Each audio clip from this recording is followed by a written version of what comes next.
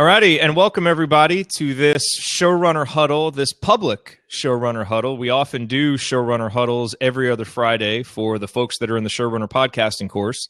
And one thing that Johnny and I have committed to doing more of are these free public Showrunner Huddles so that course members and podcast listeners alike can come. And typically on these, we will prepare a certain amount of information about a topic. Like today, we're going to talk about how to build an email list with your podcast. And then when we are done with what we have prepared, we will take your questions. And so we're very excited about this. This is the first one. There will be many coming in the future.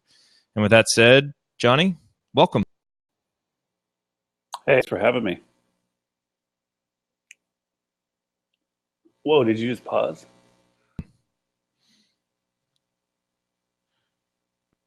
Are you there? Yeah, I can't.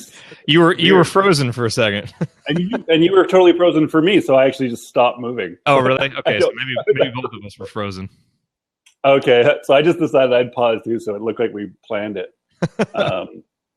But yeah, no, this is gonna be great. It's cool. We're doing public and also for the course people, but so we will answer your questions. But yeah, we can talk about some list building tips for. Because that's what everybody wants, right? Isn't that the reason why we start podcasting, is to build an audience? And besides actually talking into people's ears, I think the best way is direct contact through email. So let's set the stage then for why this is important. I think everybody knows why it's important, but perhaps you can lend some unique insight right now because you just launched a book. Yes. And how important has your email list been to not only the growth of what you've done with Hack the Entrepreneur, which has become one of the most successful podcasts out there, but also with the launch of your book? Oh, it's been amazing. The book wouldn't have been nearly as successful without that email list. And my email list, just to be clear, everyone, is like not super big at all. I think it's like 1,300 people right now. I started a separate list for the book about a month and a half ago, and it has just less than 400 people on it. But yeah, I've hit like the bestseller in Amazon and like numerous different categories. Yesterday, I got to send out an email just to those specific people on the pre-launch list, and I asked for them to make sure they go buy it this week, and then if they could leave a review and a rating on Amazon, because it helps so much. And so now I've got like over 30 of them in the first few days. Reviews, and it's just the feedback and like the interaction between the email list. Plus, I've also gone back and people that have emailed me questions or replied to an email over the last year, and I've just gone back. It's like, oh, remember when we talked a whole bunch? And I just kind of add to the thread. Like now, actually, what I answered your question about a year ago, I've actually gone to it in more detail in the book. Here, you can check it out for $3. So people are like, oh man, you got back to me, and it's just cool. It's like it's the most direct contact you can have with a person, right? So it's great to have that. And I mean, tweeting things out is great, and posting it on Facebook is great, but it's not as personal as having that direct into their inbox, and they have direct access to my inbox. Yeah. So for today's presentation, we basically have this structured in 4 different sections. Make it easy to sign up, make it so compelling they can't say no, deliver on your promises, and content upgrades. And so Johnny, if you're ready, let's start going through these one by one. Sure. And I want to start with make it easy to sign up, because when it comes to getting people on your email list, that is so important. You can have the greatest, the most compelling offer possible, but if it's hard or inconvenient or confusing for people to get on your list, you will lose people. And so every step of the way, you want to be thinking, how can I make this easier for people to sign up? How can I make it more simple? And so to illustrate this, I want to walk you through what I've done with my assembly call email list, which actually is similar in size to Johnny's. It's right about to 1,400 people. And for the first few years of the show, we didn't really get anybody on it. We had maybe up to like 50, 60 people on it. I wasn't really pushing it. And so the first step that I took was to make sure that I had a landing page dedicated to getting people to subscribe, not just a subscribe box in the, on the home page or over there in the sidebar, but a landing page to send people to. And so if you go to assemblycall.com/subscribe right now, you will see that landing page. And it very clearly articulates the benefits of signing up for the list, what the offer is, what you will get. It has a very, very clear and simple place to put your email address in. And then it also includes testimonials on the page. And we're going to talk about the importance of how you craft and describe your offer coming up. So that was the first step. And that really helped us to drive signups to the email list. The next step then was adding pop-ups, which was a bit of a philosophical dilemma for me, especially coming from a copy blogger background where we have shunned pop-ups for a long time. But we are softening on that, and you'll probably start to see us use more of them strategically on some of our sites. Sonia and I, in fact, are doing a cutting-edge webinar inside of Digital Commerce Academy on Monday about this. But I used SumoMe, and what I liked about SumoMe is that it gave me the ability to dictate that the pop-up would only come up, on a certain side. You can, if you want to come up on the left side, on the right side, you can have it in the middle, you can have it big, you can have it small, and you can dictate how much people have to interact with your content before they get it. So I never wanted the pop-up to come as soon as someone clicks the link, because I think that's a poor introduction to your website. But after they scroll 15% or 25%, they've shown some level of interest. Now the pop-up comes up. When that happened, email signups skyrocketed through the roof. And my biggest fear was that the numbers would grow, but the retention would not be there. And that didn't happen. Our retention was up over 95%, which is both a testament to the fact that pop-ups do work and not in the bad way, that they don't have the negative impacts we think. And also, of course, to the fact that we delivered on our promises, which we'll talk about in a minute. So that's what I have done so far to build the list to where it is now. And I've just embarked on a new experiment, which I haven't tried yet. Johnny, I sent you an email about this yesterday. But right now, if you want to do this, text Indiana to 66866, because this is the next level, I think, of ease. Because think about this. When most people are interacting with our shows, are they on their desktop computer or are they on their mobile device? Most people are on a mobile device, probably listening on iTunes. They're far away from our site. And so the easiest way a lot of times for people to sign up is actually with a text message. And so I did this. I think it's joinbytext.com. There's a 14-day free trial, but it's, I think, $19.99 a month after that. But you can set up a keyword so that when you text this number, a message will come back that will let people opt in. And if you get them an API key and prove, you do a couple other things, you can actually bypass the double opt-in. And so I'm trying this. I don't know how it's going to work. We'll see. But this is the next step. And it's all out of how can I make this easier? How can I make it better and more convenient? And really thinking about where people are. And so that's the first step, is to make it as easy for people to sign up as possible and constantly be thinking about ways to make it easier. Again, with your whatever URL you have, it needs to be easy. So like right now, if we want you to sign up for the Showrunner podcasting course, go to showrunnercourse.com. That's all we have to say. And if you go to that page, you'll see what I'm talking about. It articulates the offer, gives you a very easy way to sign up. And so, Johnny, let me turn it over to you. Some thoughts that you have on just this idea of making it as easy as possible for people to sign up for your list.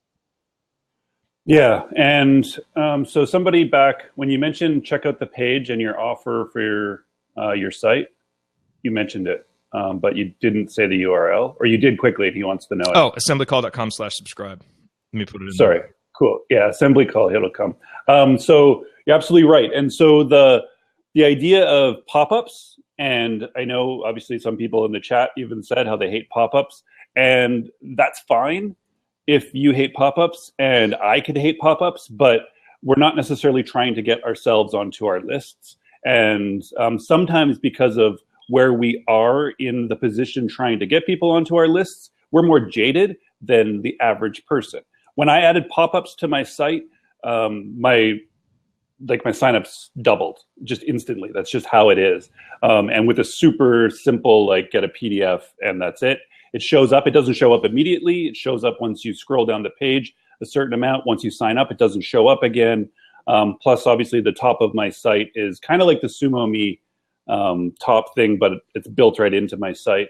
And it works really, really well. And so you need to try those things. The join by text, I tried that for a few episodes back in early November, but then I actually got so swamped with my book that I couldn't actually keep doing them but they were working. People liked them. My only hang up was that being a Canadian, I couldn't do it myself.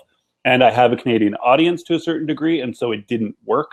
I've never seen one actually that works from Canada. Yeah. But these are things that you have to test, because I think you're right, Jared, and everybody's audience is going to be different. Everybody's audience is going to respond differently to different methods of getting them on there. To me, the join by text makes so much sense, and I really hope, see, we have another Canadian. Canadians are just everywhere. We're awesome. But I think that you need to just be willing to test things. Don't ever just say that, nope, pop-ups don't work, or pop-ups are terrible, or join by text is bad. Like, why not test it? Test it for a couple of weeks and see what works. And I mean, you don't have to be obnoxious about it, right? That's not what I'm saying. Like, don't make a pop-up that's annoying. Don't say they're going to get something they're not going to get. Like, don't do any of that stuff, but test different methods. Test different landing pages, test different landing page styles, test different URLs that you can say from your show. Like, simplify it from, I have from like hacktheentrepreneur.com to hacktheentrepreneur.com/book to hte.io. I've tried, and now I have htebook.com, and I test these, and I check them in Google Analytics. I only say them on my show, and I see which one gets the most response. It's just things you have to do. And then when you find one that stands out, whether it's a pop-up on this page from this URL you've said as a call to action, then you just have to continue doing more of that. And it will work. But you shouldn't be afraid to test anything and see, because what works for my audience and what works for Jared's audience will not necessarily work for your audience. Actually, what works for my audience probably won't even work for Jared's audience. It's just, they're going to be different. They're all different audiences. So where do I keep getting all the cool shirts? Startupvitamins.com. Startup Vitamins? Yeah, startupvitamins.com. It's like a website just of cool shirts. Huh. So very nice. Okay, so we had a great comment here. This is from Mike in the chat, who says people are getting very selective with email opt-ins, and that's absolutely true. And people go through and they unsubscribe from emails all the time. And it is good, because what that means is that when you have long-term subscribers, they have sifted through a whole lot of crap and continued to say, I want to subscribe to this. And that is good, okay? And because people are more intentional with their email signups, they're going to be more engaged when they stay around. But that's why the second part of what we're going to talk about is so important, which is make your offer, the value you deliver with your email list, so compelling that they can't say no. All right. And there are three elements that I want to cover, which are urgency, scarcity, and usefulness. Okay. So when we talk about urgency, that's in how you phrase it, right? Using words like right now and you'll receive immediately and join today. You know, obviously someone could join tomorrow just as easily as they could join today. But what is it about joining right now, right? We know from our perspective, the person's on our site, there's an impulse there, we want to capture them before they leave. But how can we communicate it to them so that there is a feeling of urgency on their part, right? Let them know that, you know, if you send updates, that way they won't miss an update. You know, let them know that immediately they'll get your free content series, the 4 essential elements of a remarkable podcast, or whatever it is. How we phrase it can help take people over the edge from, this is interesting and maybe I'll subscribe, but I subscribe to a lot of stuff, to, okay, I want to subscribe now. Those words can really help. All right. The second element then is scarcity. Why is it that I should sign up for your email list? I mean, can I just get all this stuff for free on your site anyway? Why do I want to bring another email into my inbox? Well, because what I have for you is something that you can't get anywhere else. So people who want our content series, the 4 essential elements of a remarkable podcast, you've either got to be in the course or you've got to be on the email list. For the assembly call, if you want to get our post-game emails, which are long and substantial and have a lot of research in them, we don't post them on our blog.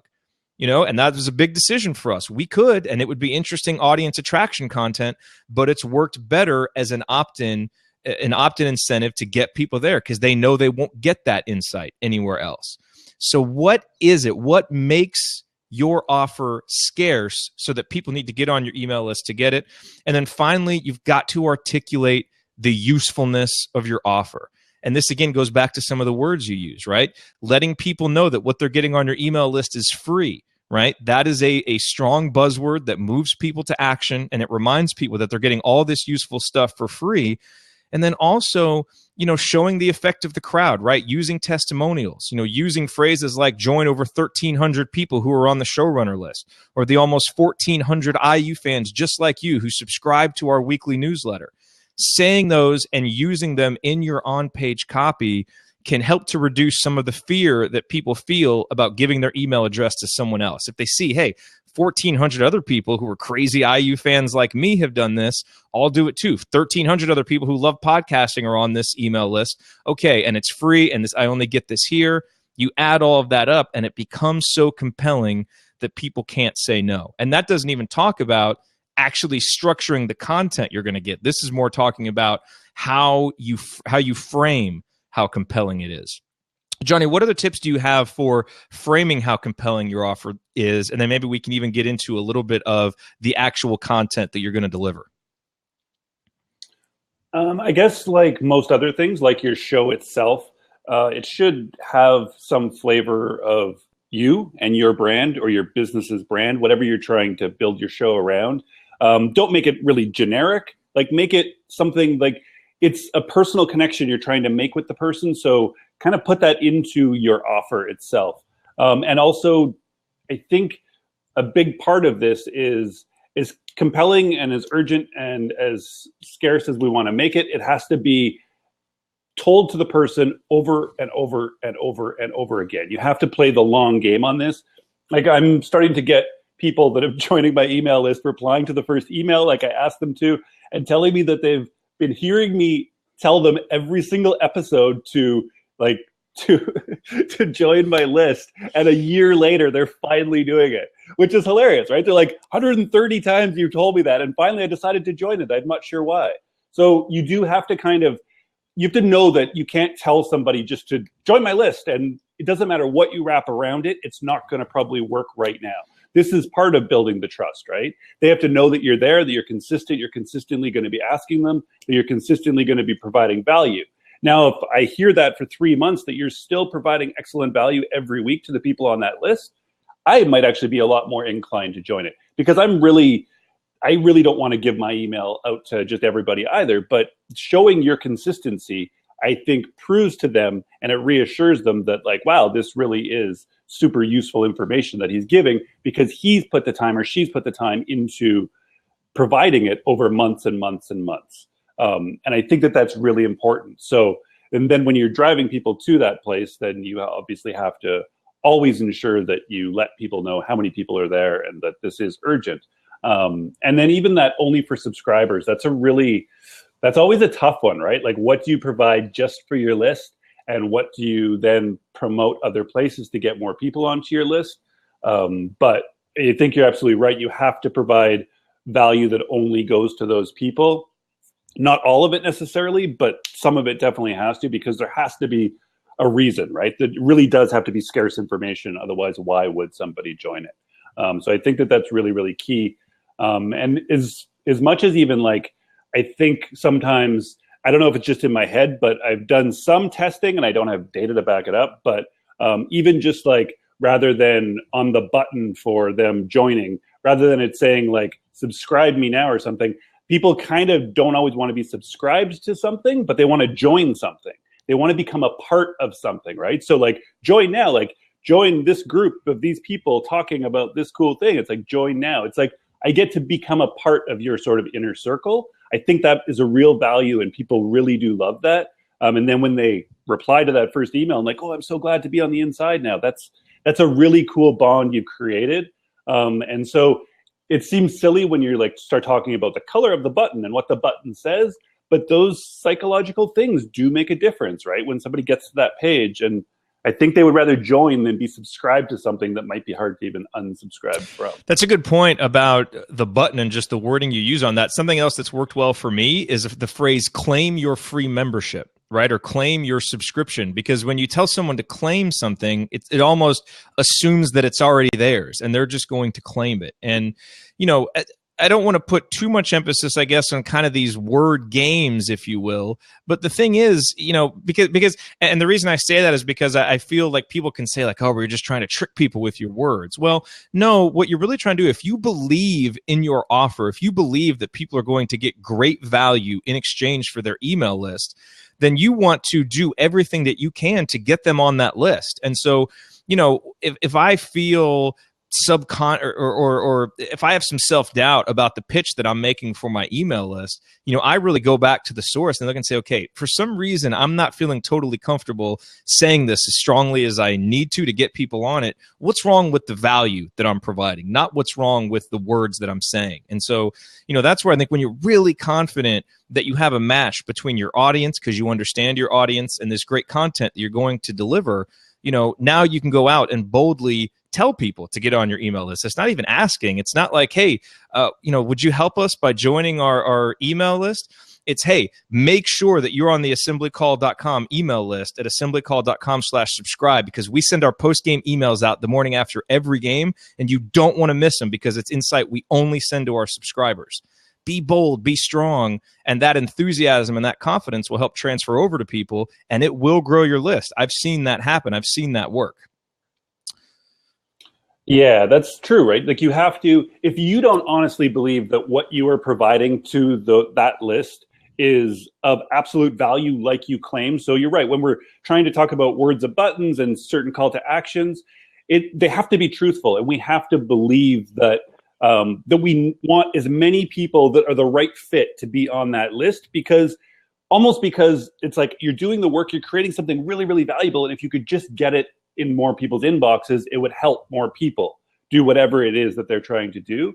Not only does that make you step up your game of what you're providing, but then it also makes you like comfortable sort of selling the idea of getting onto that list. And like, I have no doubts that if the right person with like that fits in my sort of like customer model, if they are the one that I can get them into that email list, I know that they will like it. I know they will get value from it. And so I don't mind saying it over and over again, like, join that list. Like, I absolutely mean it. And I think you have to, right? But if you're trying to do it in like a hokey way where you don't want to put the time into that list after the fact, then I don't think you'll be able to be comfortable selling it, the idea of getting onto it. So I think you really have to think about that. It's true. Like, you really have to know that what you're going to provide is exactly what you say you're going to provide. Okay, so we've made it easy. What'd you say? Which leads us into deliver on your promises. Yes, it does. Yeah, because I mean, we've made it easy, right? We've made it really convenient. We've removed the friction for people getting on there. We've created a compelling offer. And we're structuring that offer in a way that it's going to convince people to do it. But now that's really just the beginning. The email address is on there. Now, what do you do with them after? And Johnny, we get asked all the time about people who are so concerned about their next 1,000 listeners and their next 100 subscribers, instead of really focusing on the ones that you already have, whether it's 2, whether it's 20, whether it's 200, whether it's 1,300, whatever you have. Man, those people have taken that next step to, they've listened to your show. Now they've said, hey, I want more. And they're trusting you to deliver on that. And that's this third section, is delivering on your promises. And, Johnny, I think your show is such a good example of that with Hack the Entrepreneur and what you've been able to do with growing the list, selling the book. And we talked about this at the beginning. And I think such a big part of that is because you show up when you say you're going to. You do your newsletter with Hack the Entrepreneur weekly, and it always comes out every single week. And, the content in there is good and it's very useful. I subscribe to it. I read it. I get a lot out of it. And I know that your subscribers do too. But there's even something beyond that, something about the fact that you just keep showing up, even if the content wasn't that useful. And again, it is, but just the fact that you show up has built so much trust between you and your audience that now when it comes time for you to sell a book or get people on your Thunderclap or do something community related, you showed up for your people and now your people are showing up to you. Do you get that sense with Hack the Entrepreneur that just that simple art of delivering on your promises can have such a big, almost exponential impact, when it comes to continuing to grow that audience and when you have a big event like what you just had with your book launch? Yeah, and it's almost shocking still because I'm kind of right in the middle of it. And this is like going to be, I think, week 54 for my weekly newsletter that I've been putting out. And this is the first week or last week, I guess, when, no, yeah, this week is when the first thing that I've offered really to that list of something to actually, the like, now that I've done this for you, can you do this for me? Buy this book. And then as an extension, then rate and review it. And the response is amazing. Like when you get like 40% or upwards of 50% of the people like clicking on that and buying like instantly, it's like, it's worth the work, right? Plus, there's some good sections of the newsletter that actually end up in the book, which is just a great thing as an extension of it, because I don't feel that, as going back to the fact that I do know that what I put into the newsletter is valuable enough that I also think that it hasn't reached enough people, and I would like it to reach more people via the book. So it kind of works hand in hand, right? But it's that just wanting to give to the people and wanting to provide them that value over and over and week after week after week after week and not missing, and then all of a sudden turning around and being like, okay, now would you do something for me? It really, really, really, really works. Almost to the point of shocking me. Yeah. And there's two parts of this delivering on your promise, because there's just delivering on what you say you're going to do. So if it's a weekly newsletter, you show up and you do your weekly newsletter. If it's post-game emails, then you show up in the morning after games, there's an email. And it's also taking that next step then of delighting as well, and doing a little bit extra, and then not giving people something that they aren't going to want, right? Because we can also run that risk of trying to sell too much, or doing something with the list that's totally outside of what people expect.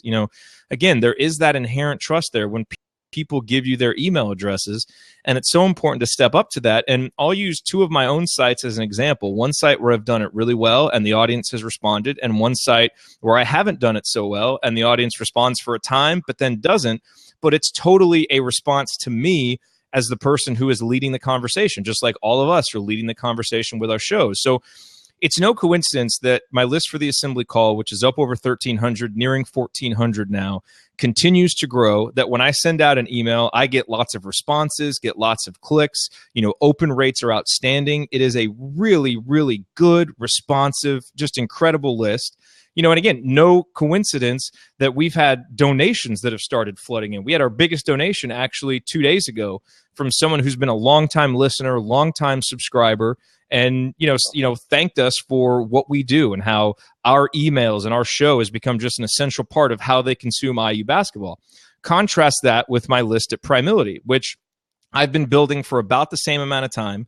It's maybe an eighth of the size, because part of the promise of that email list is a weekly newsletter, and I'll do the weekly newsletter for 4 or 5 months and stop, and do it for a little while and stop. I've never been as consistent with that site at delivering on the promise.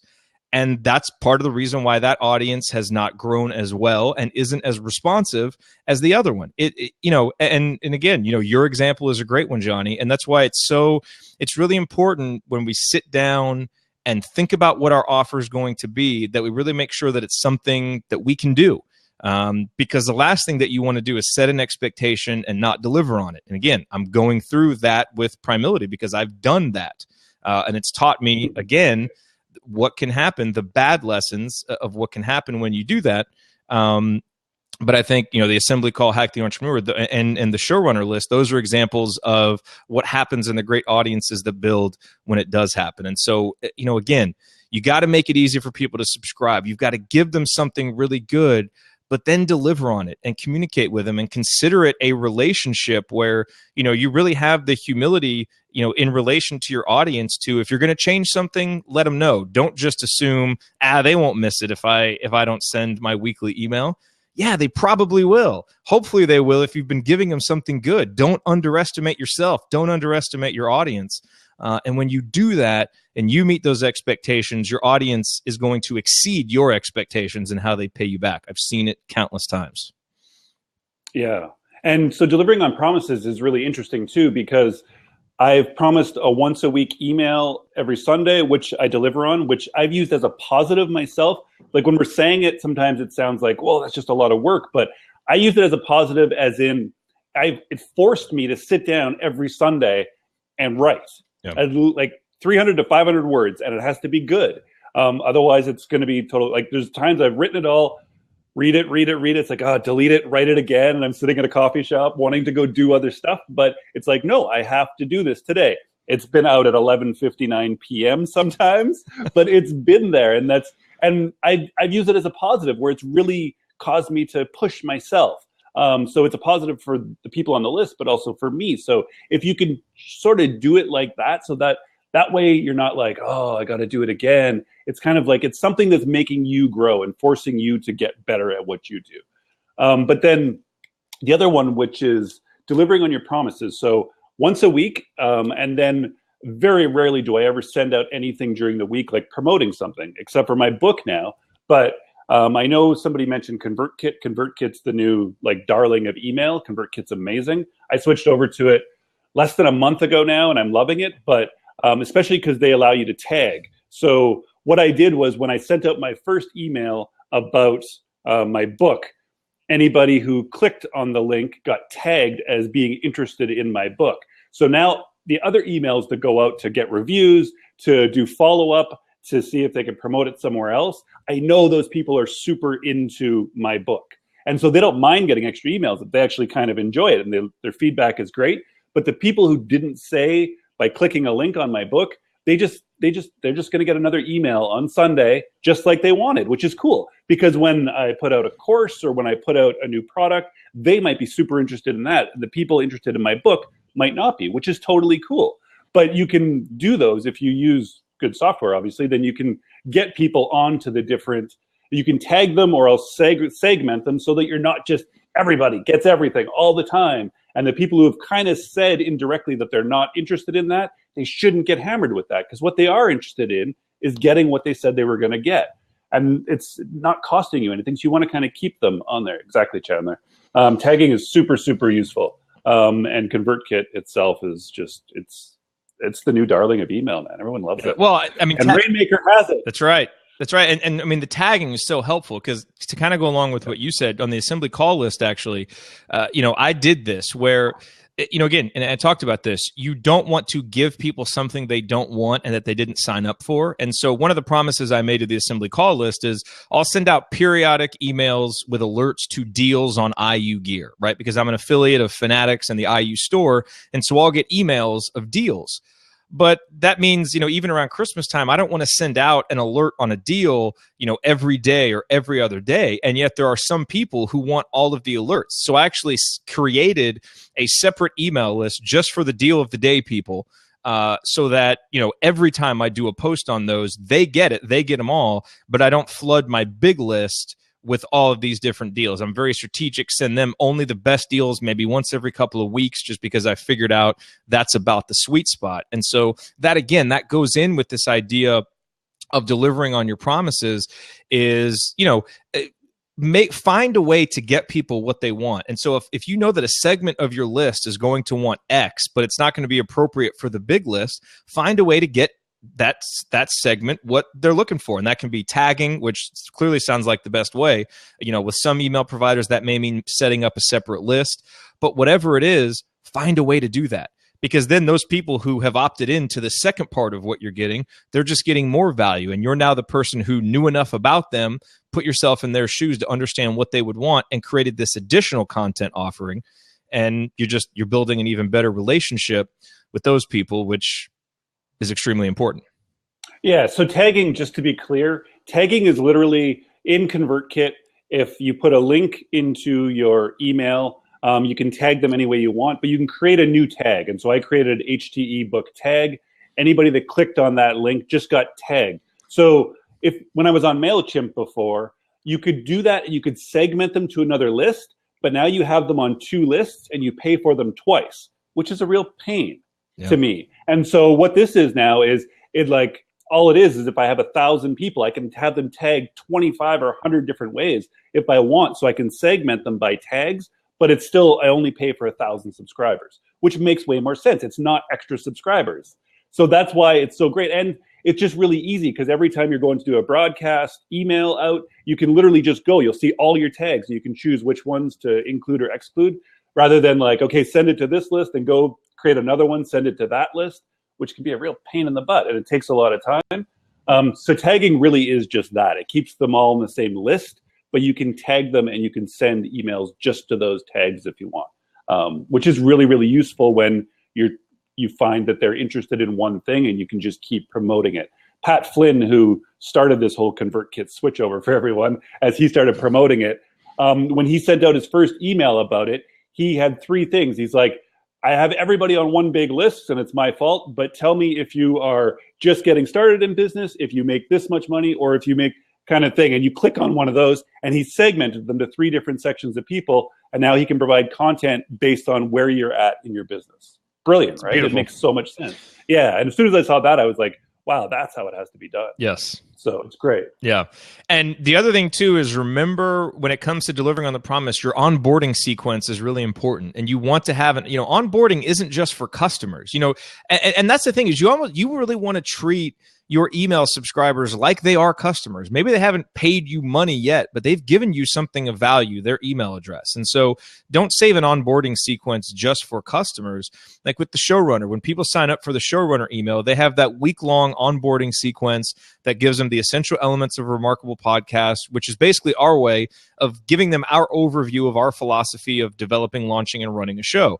Eventually, that will lead into a free course, which we're developing for the Showrunner. And then, of course, that free course will lead into the paid course. With the Assembly Call, for example, there's a welcome email, and then I send out an email that says how to optimize your Assembly Call experience, which gives people all of the different ways that you can subscribe to the post-game show. It gives them a pitch for the free membership so that people can participate in the chat. And it's kind of fun. And every step of the way, once they subscribe, it takes them to a page and there's, videos of, like Christian Watford's last second shot. And it's like, it's fun little stuff that I know an IU fan would like, these little Easter eggs. And that kind of stuff is fun. And doing it right away, what that does is at that moment of impulse, when people have given you their email address and they're excited, it reaffirms why they're joining your list and why they like you. And so if you're, very friendly and open and you have kind of a natural, casual delivery on your podcast, you want your email to match that style because that's what people have responded to. You don't want it to be just all text and a link and, that's not it. And so really make sure, look at your emails, have other people look at your emails and make sure that they fit the tone of your show and make sure that you have an onboarding sequence. Because the last thing you want is for people to subscribe. They don't get anything into your newsletter a week later, and they've almost kind of forgotten because they did it on a whim and it was a quick thing. Give them the reinforcement, the reminder right away of why they've subscribed. So now they're looking forward to your next message as opposed to just forgetting about it until it comes. It's really, really important. And it can be as simple as 1 or 2 emails. This is not need to be an intimidating process or a difficult thing. Just really show your appreciation and your gratitude for the person signing up is the way that I look at it. And it'll help lock them in, which is what you need for them to then become really loyal audience members moving forward. Yeah, so this brings 2 excellent points. First of all, the congruency between you and what you're trying to get them to offer, what you're offering them on your page, which I've decided now, all of my landing pages are going to be me in a suit standing like this, just to totally fit the congruency. So people would be like, who is this guy? But the next one is this onboarding thing. And I'm wondering, Chandler's here. Maybe Chandler could join us. Maybe he knows or somebody else knows. So with ConvertKit or with anywhere, I've never seen this. I went from MailChimp to ConvertKit. But what I'm wondering is for my onboarding process, I only provide one brief email at the beginning. And I have kind of like, here's my greatest hits sort of thing. And I have and I put in 1 episode of my show and 2 things I've written on my blog. Then I do my most popular article from Copyblogger and my most popular one for Entrepreneur for obvious reasons. But it would be cool to follow it up with something else. But my issue is I don't want somebody joining on Friday or Saturday, say, and then getting the second email on Sunday and also the live email. You know what I mean? So then they're getting both. And they're like, why did I get 2 emails from this guy today? He said once. So I would love it if I could skip that and then maybe get their onboarding one 3 days after the live one on Sunday. Does that make sense, Chandler? Yeah, Thanks for joining. Yeah, sure. I used to do weekly emails, and I built up a list of about 1,000, and I noticed engagement just petered down over time. And I discovered ConvertKit, tried it, and it didn't really work for me initially. And then Pat Flynn started explaining it, and I tried it again. And I've struggled what to do with the people who've been getting weekly emails from me that are more current events. And then the newer people I've just onboarded with useful evergreen information. And slowly I've been trying to figure out through tagging, cycling people back to maybe people who don't understand the base practice concepts, and getting them sort of just subscribing them to the evergreen type course, and letting people know, the original subscribers, that things will get a little bit more busy, active in the emails, and if you don't want more than one email a week. But eventually I'd like to just get rid of the need to create a weekly email. Like for you, it was good. And I agree with you. If you're forced to write, then you create all this content for yourself. But what I found is I was basically serving the people who knew the stuff with the curated stuff. And then the people who were new were like, hey, what about this basic concept? So what I've actually done, I teach classes for Berkeley Online, and it's music marketing. So I said, you're going to be subscribed to this autoresponder course, and I time it so that around the time they start the course, this email course drips out based on, it's sort of like extracurricular material. And then I say, in addition to that, you'll also get these weekly curated newsletters, which are going to be resources and news, like the copyright board issued some changes for Pandora's, what they pay artists and stuff this week. So that type of current events, but that's separate. I want, the evergreen stuff is eventually educating them and hopefully leading them to, So you don't worry about the overlap? You don't worry about the overlap between the live and the course? Am I just being neurotic and worrying about that? No, I'm definitely worrying about it. I think what I've noticed is my list of 1,000 is more like 500 engaged, like people. What I've noticed is the newer people who are sort of used to hearing from me a little bit more often are hungry for information. And the people who are, and I did one segmentation that I did, and I found out my list was 50-50, was I had about 50% of the people who would likely pay me for coaching and consulting, and those would be artists. And then 50% of the list was industry people like me, who were basically learning from me to go off and do other things. I love to keep in touch with them. Like a good example would be my brother. If he wasn't my brother, I would be educating him, but he'd probably never hire me for something, but he might refer me to somebody, or we might partner on something. But my ultimate goal is to educate and teach and work and coach with artists. So I've noticed they're hungrier for information, and there is a little overlap. And some people have unsubscribed from, a list when it got a little bit too much, saying, I just want to hear from you once a week.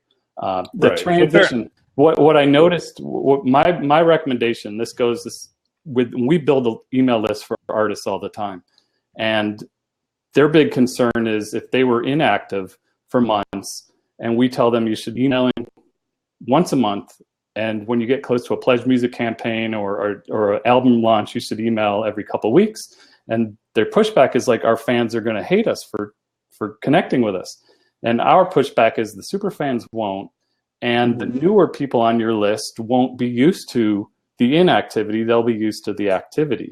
So if you switch over to ConvertKit and get a little bit more active and change the way you're operating, over time, your list will transition to the courses. What I've noticed is there's a lot of pressure off of you when you set the evergreen content in motion.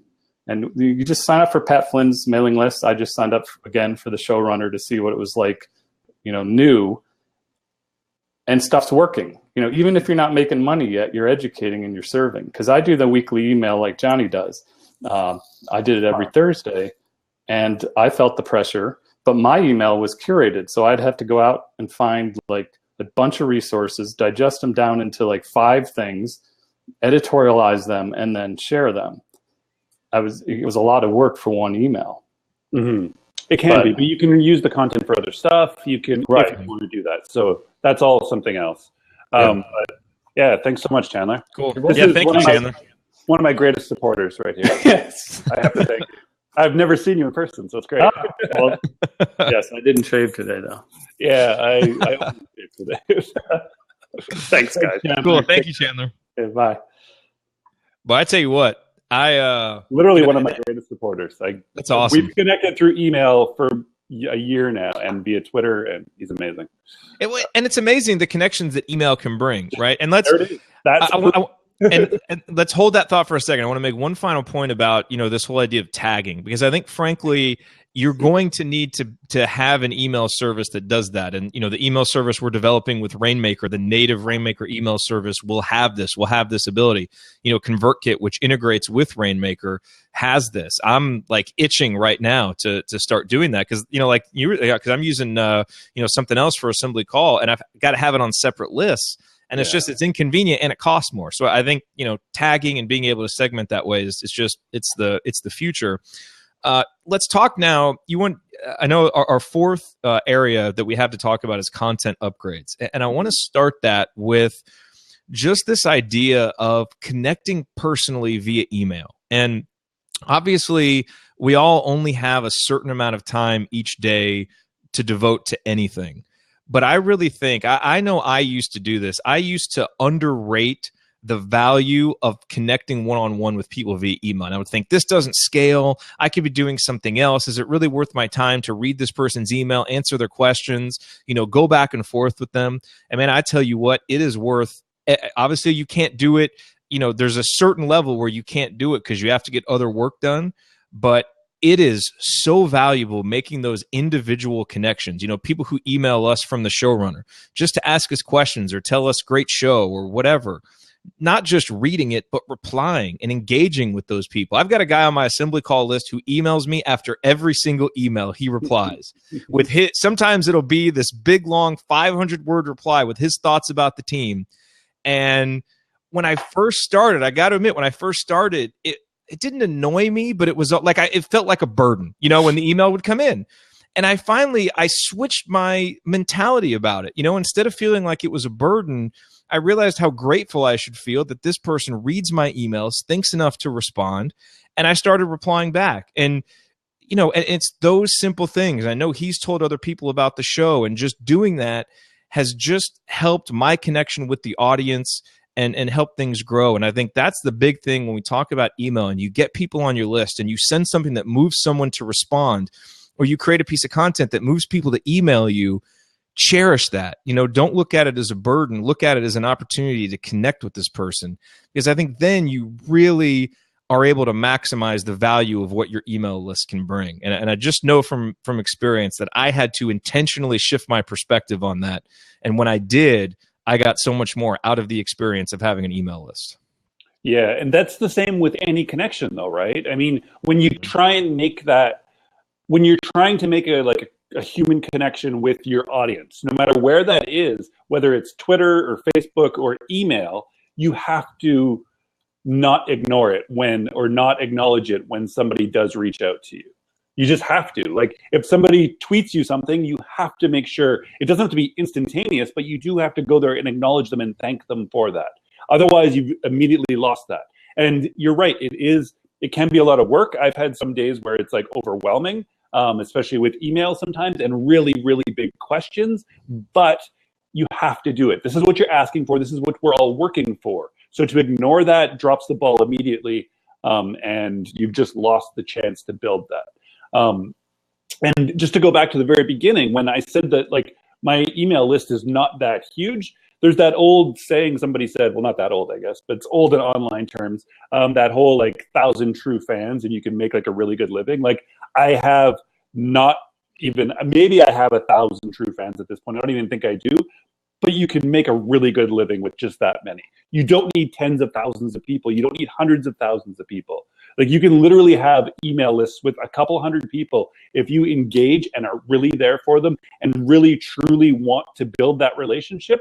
Just as I always tell people, is imagine if you had a room with 100 people that have all said, yes, I want to hear from you on Sunday morning, and you were just like, I'm probably not going to, I'm not going to show up. I'll let you guys all just sit there. That's 100 people. That's a huge room full of people.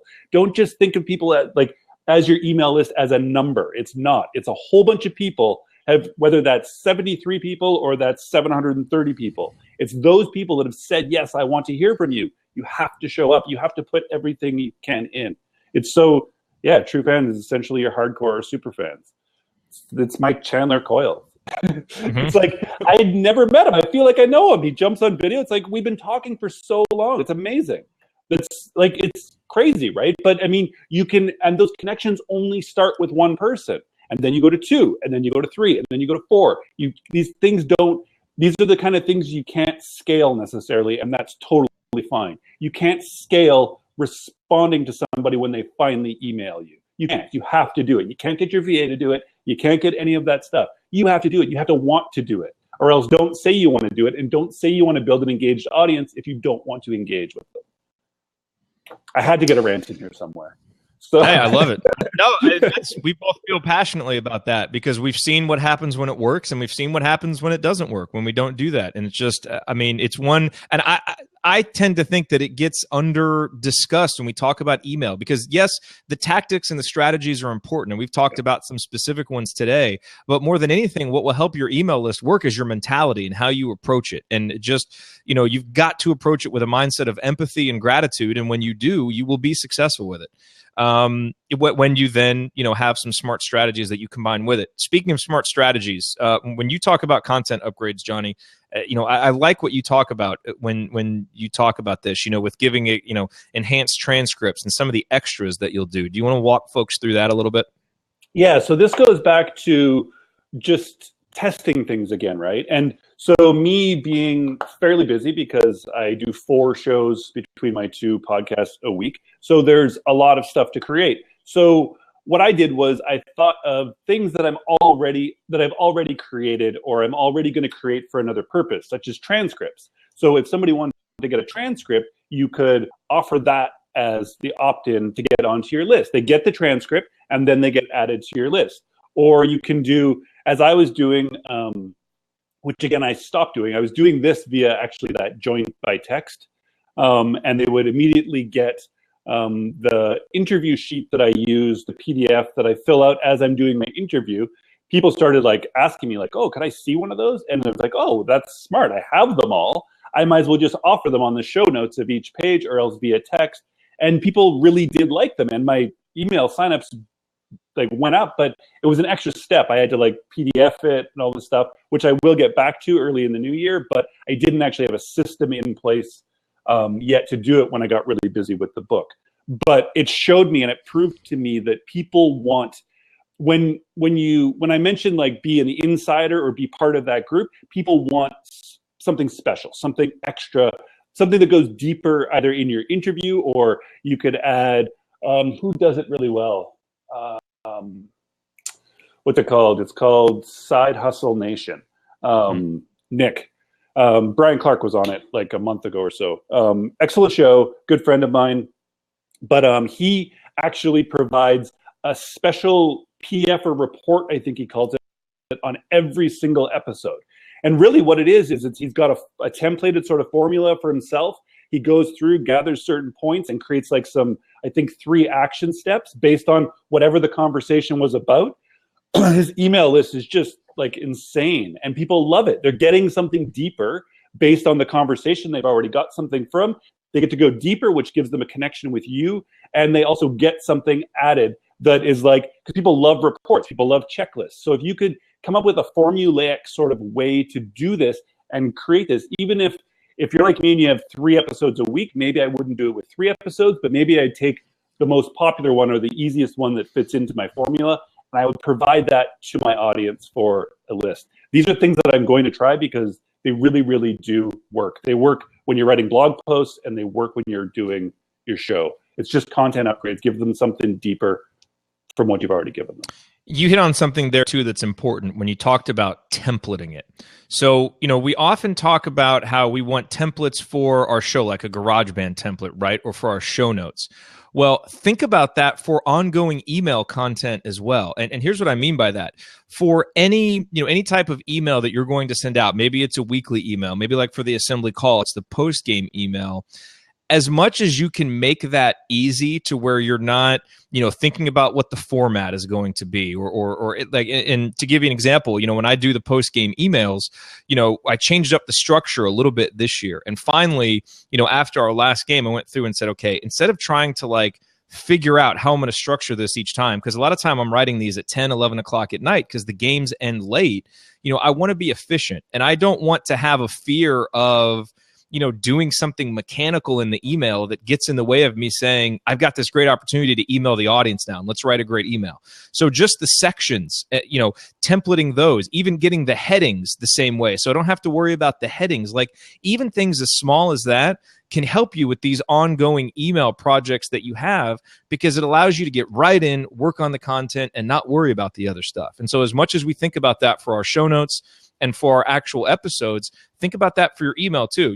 And Johnny, I wonder if you do any of this for your Hack the Entrepreneur emails, because they tend to be shorter. There's not necessarily a format to follow, but I know for our assembly call emails, they can be 1,000, 1,500 words with different sections. And, one section gets sent over from Andy, one of my co-hosts, and just the way that he sends it bulleted, that doesn't fit in with how I want to send it. And so I have to spend time taking out the bullets, re-putting it in. And it's 2 minutes that I don't need to spend. I can tell him, hey, send it to me this way, so I can just paste it in. It seems like a small thing, but those small things sometimes can add up to that burden that we feel when we have to sit behind the computer for that email that we've promised. So anything that we can do to remove that, just like we want to remove friction from our audience to sign up, we need to remove any friction from that we might face ourselves to actually creating the content. Yeah, it's massive. Like, I do not write a Showrunner show notes without just bringing up an old one. Yeah. Even though it's all going to be kind of the same, it's just I bring it up into a text file, delete what was there, fill that in, delete what was there, fill that in. It just feels so much easier. It's like, oh, it's the baseline here. Yeah. What did I write last time? Okay, now I just got to write something to fit this one that kind of matches. It's so true. It seems small, but these are the things that we need to get into the habit of doing so that you can create more of these things in a valuable way. And you don't want to be formulaic, so it's just like, oh, whatever. But unfortunately, with my email, I don't have a template per se, but the template that I would have is that from one of my conversations I've had that week. So it hasn't been published, but one of the interviews I've done that week, right after I do the interview and I look at my notes, I write on my phone in the notes section, just like one sentence sort of ideas. And then I'll look at it and be like, whatever one from that week's, it's still top of mind, like an idea somebody brought up, that will become my weekly email. The weekly email, if it's kind of a hit, if it gets a lot of replies from people and they seem to really like it, then it becomes an entrepreneur.com article the following day. So I kind of but it's like a deeper, so there's this conversation that's going to get published at some other point, which I can tie it back to later. Then there's the email. If the email resonates with my audience, then I go deeper in an entrepreneur article. But it's easy for me because it's not like, oh, I need 3 different things. It's like, no, it's one thing that I've just kind of repurposed in like a different context and in a different format, which makes it easier, right? And so people are like, John, you produce so much stuff. It's like, well, I do, but I don't. Like, well, you know what I mean? Like, you have to do that because there's no way I could produce something 100% unique and individual for every single thing I have to do. And not everybody reads every single thing I do. The people who read my email probably don't get to read it on Entrepreneur. Entrepreneur is just there to build my personal brand and to get more people onto the email list. It's just how it is. And so then they're obviously going to maybe not listen to the show, the people who see it on Entrepreneur, so it doesn't matter. But you have to be willing and flexible to do those things and understand that nobody notices in this world of chaotic social media and so much content. Nobody notices if you publish the same sort of thing across 3 different. They just really don't. And if they do see it, they're going to skip it. They're not going to be like, oh my God, he totally like reused that second paragraph at one point. They're just not. It's made to find more people and bring them into your newsletter. So and if they don't, it's a pedantic person that you don't want on your list anyway, probably. exactly. So I don't know how this happened, but it's 1:00 already. I don't know where the last hour went. Wow, yeah. I know. So I know we promised you that we would only take a half hour and then we'd take some questions. Do you have a little bit of time to take questions if there are questions? Totally. Okay. I know you're coffeeed up, so you certainly have the caffeine going. All right. So do any of you who are here, number one, thank you all for being here. Number two, I suppose we should let you know, if you are not a member of the Showrunner list or a member of the Showrunner podcasting course, go to showrunnercourse.com right now and you can sign up for the email list, and you'll immediately get the 4 essential elements of a remarkable podcast, and we'll let you know when we relaunch the course, which is probably going to be the last week in January. So get on that. It's going to be good. So if anybody has any questions, let us know. We're happy to hang out for a couple minutes and answer some more questions. Johnny, I got an exciting text today that I sent you earlier that my edition of your book is going to be delivered to my house today, which is awesome. That is awesome. Interesting. Okay, so Marnie, I'm kind of curious. She says that she uses Blab to produce her podcast, and we've obviously used Blab, and we use this. We'll pull the audio from this and take it down and put it inside the course as a download. Marnie, what's your experience been like using Blab to produce your podcast? Yeah, she says that's what she does too. Any tips or best practices that you've found for using Blab? Because I think, I was doing with the Primality primers, I would use a Google Hangout and then I would actually record the audio locally. So what's interesting with Blab and what's interesting when I do the Hangouts for the assembly call is I can't record locally because there are other people on it. And so I have to use the YouTube version of the audio, which is okay, but it's like 85% okay, but it's not 100% okay, which is what I like. And Blab adds in that extra little layer of complexity that there are other people. Martin wrote a blog on it. Perfect. Okay, so we can look at that.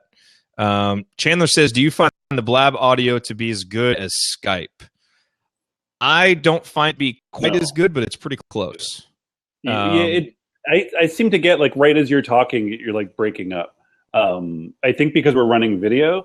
So to me, if you're trying to just do an audio podcast, you don't want to be running video because it sucks up your bandwidth and drops the quality. It has to compress the audio more. So to me, if you're not using the video for something else, then I wouldn't suggest doing it on video.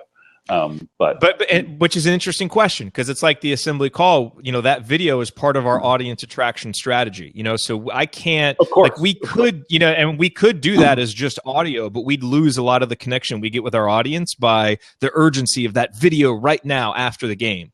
Even though the majority of our audience actually consumes the content on a podcast after the fact, but there's still part of that that's just part of what we do. And so I think you have to know that if you're adding the video or if you're taking the audio from a live video recording, it's going to degrade it a little bit. So you got to make sure that you weigh the risk and reward and understand, why you're doing that. David has a comment. I've been using Simple Podcast Press for a couple months now. Makes everything publishing, sharing, and signups easy and no pop-ups if that's not your thing. And integration with Clamor. I have not used Simple Podcast Press. No, have you used it? No. So that's just a comment. Okay. That's cool, David. And there's 1,000 ways. Well, there's at least 50 ways to publish your podcast at this point. So it's really execution more important to me than quality. Yeah, totally. Of course. Whatever works for you, Marty, of course. Like, absolutely. Me, the video side would actually be kind of a detriment. One thing, because I usually don't look this well put together. I usually have like hair and like a toque on, and because when I'm doing my interviews, I'm really like looking down often and like taking notes and really trying to figure out the conversation as it goes.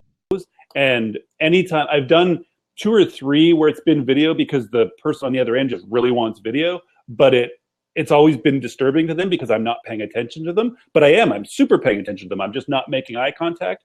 And so it actually hinders the audio performance or like the way we can go deep on the interview. To me, it just takes away because I'm not being engaging. although I'm trying to be, but I'm trying to be engaged in the conversation for my listener, not for my guests themselves. So let me play devil's advocate on that for a second, because I know, like, for example, when we do the assembly call, it helps that we can see each other and we can interact. And so even though it's only the audio that we take, having the video up for us facilitates a better conversation. And like I feel like you and I mean, when we record the Showrunner, it's just audio, but I do feel like there's an extra level of, this is going to sound weird, but an extra level of intimacy in the conversation when we're doing it. Yeah, I know. Sorry. When we're doing it like this, we can actually see each other. Like there's interplay and there's body language, and we can intimacy. kind of, intimacy, basically. You know what I mean? So where, how would you balance that? Because, there's some nonverbals that you don't get, when you don't have the video there. And even though you're not, performing for the video audience, right? Like you're down, writing and whatever, like that's okay if no one sees the video. Right, but it knocks my guest off. They're like, why is he not paying attention to me? Like, is he looking at his phone? Like, what is he doing? You know what I mean? But I'm really, and I mean, I've talked about this in the course and just in general, right? I mean, I say the guest's first name a lot. I do things that really bring up the engagement in the audio conversation we have. The fact that I'm taking notes and then going back, like 3 minutes ago, they said exactly this thing. And when I say that to them with their first name, it brings them into the conversation and we create that intimacy, I think. And so you have to do it differently. And you're right, like Jared, with us, when it's just like us not doing an interview, I think the video helps because one thing I can kind of interject and like make it known to you that I want to interject. But in an interview, I think it's different. I'm, as the interviewer, I just need to keep control of the conversation, right? But when we're doing a co-hosting situation, it's not about me taking control of it, but it is when when you're doing an interview, you have to be willing to just interrupt and be like, okay, no, and just kind of know and feel those places when you can just be like, no, we got to bring the conversation back to the main point. And this just comes with the fact of doing like hundreds and hundreds of interviews. But that's what separates the good interviewers from the bad interviewers.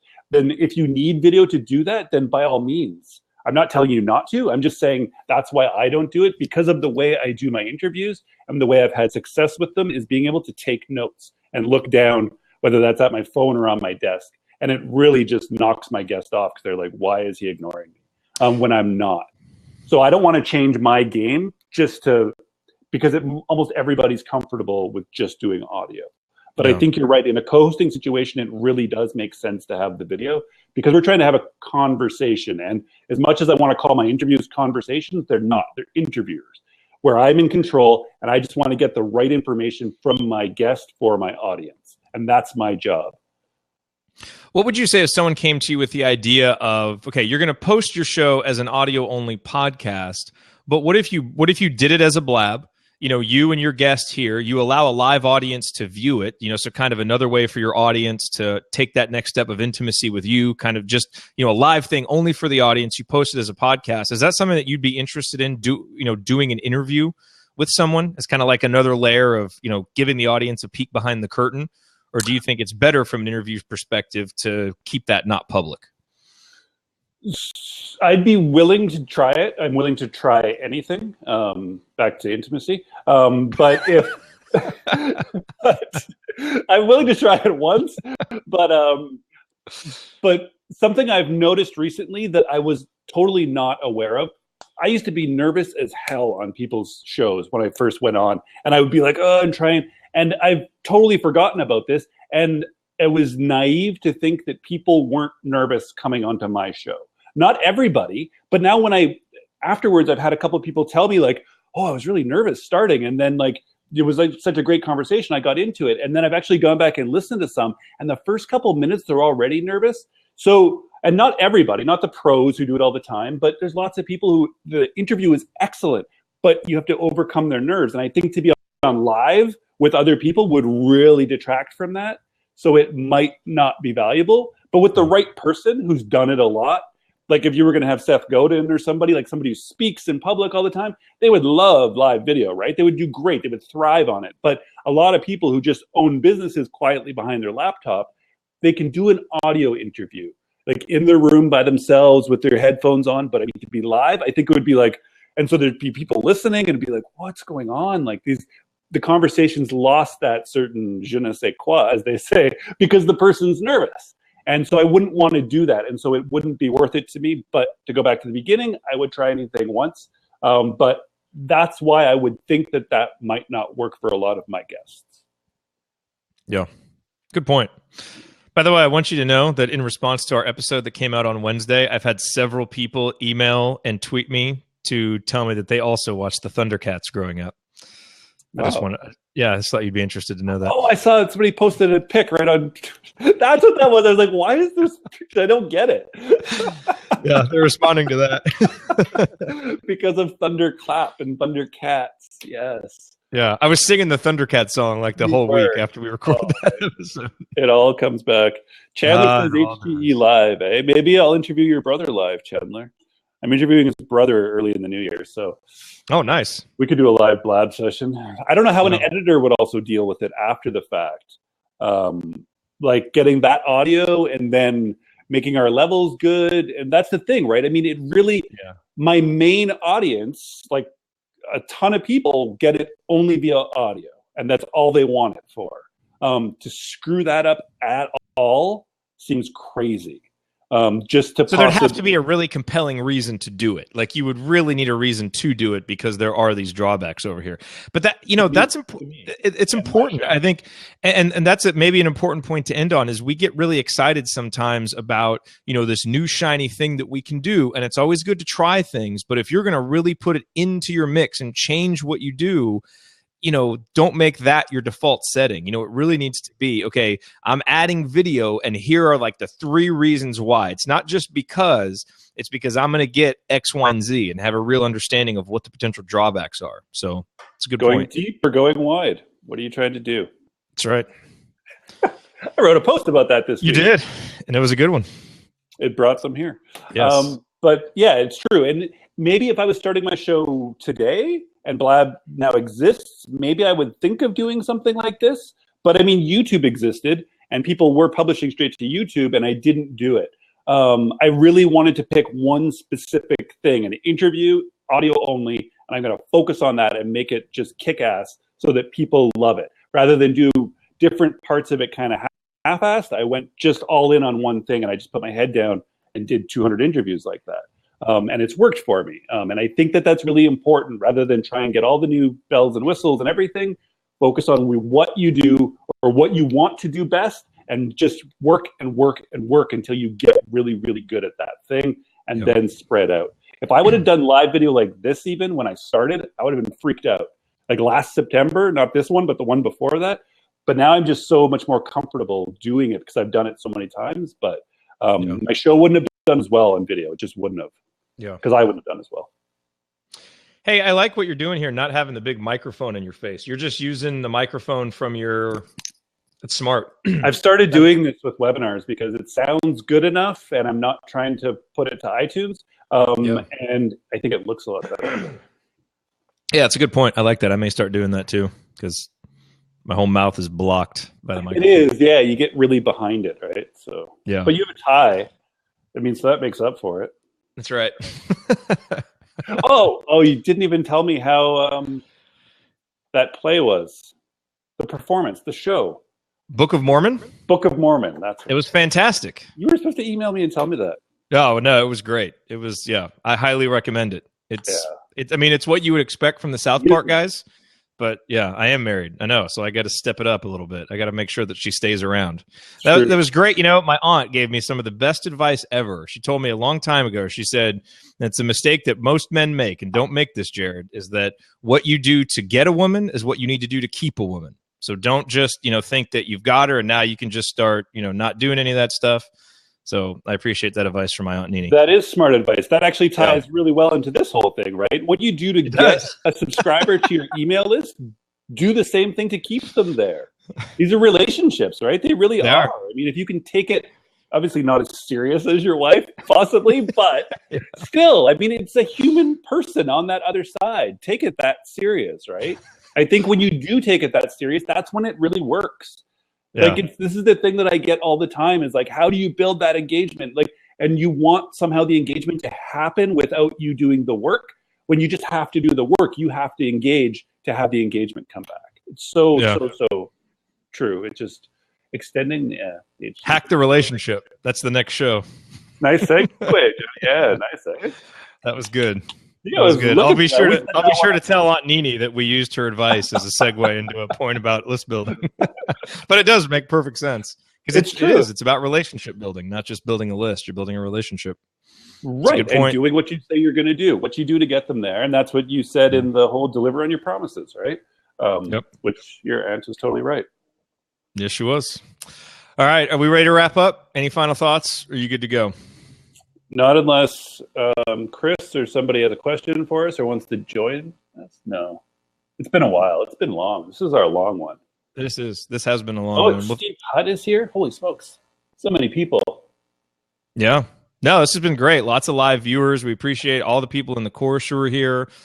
Marnie and Harry and Chandler and Chris and everybody who's been over here participating in the chat. We appreciate that too. And all of you who listened to this episode after the fact, we got to figure out a place to put this for the public people, since this is not just for the course. So we'll throw it up. We'll create a page on Rainmaker FM for it. So people can access it. Really be an affiliate for these shirts. But yeah, you should. Until then, hey, Steve. Steve is here. Look at that. Hey, Steve. Hey, Steve. All right. Relationship from podcast to email to having lunch with him when my family was in Vancouver. And now we're still here. It's amazing, right? Look at that. Yeah, it's awesome. Real relationships actually work if you work at them. They do. Yeah, it's awesome. They do. It's a great point to end on. Johnny, have yourself a wonderful weekend. You too. Take care, everybody. And a great holiday. All right. We'll talk soon. See you, everybody.